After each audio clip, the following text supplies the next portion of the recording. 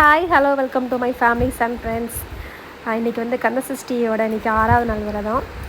6 நாள் விரதம் இருக்க முடியாதவங்க இன்றைக்கி ஒரு நாள் விரதம் இருப்பாங்க.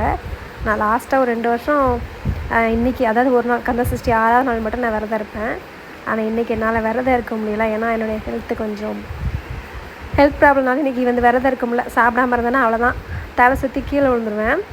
அதனால் சரி நம்ம வந்து எப்போ போல் சாமி கும்பிட்ருவோம் அப்படின்னு சொல்லிட்டு காலையில் என்னுடைய வேலையை ஸ்டார்ட் பண்ணிட்டேன். வீடெல்லாம் க்ளீன் பண்ணி நான் வந்து வெயில் வச்சுருக்கேன். வெயிலுக்கு எப்போயுமே அந்த விரதம் அன்றைக்கி நான் அபிஷேகம் பண்ணுவேன். அதேமாரி 5 வகை அபிஷேகம் எல்லாம் பண்ணி முடிச்சுட்டு என்னென்ன அபிஷேகம் அப்படின்னு பார்த்தீங்கன்னா மஞ்சள், தயிர், நெய், குங்குமம், சந்தனம், இந்த 5 அபிஷேகம் பண்ணிவிட்டு 6 விளக்கு ஏற்றி எப்பவுமே 6 விளக்கு ஏற்றி கொஞ்சம் மனசுக்கு நிறைய சாமி கும்பிட்டாச்சு.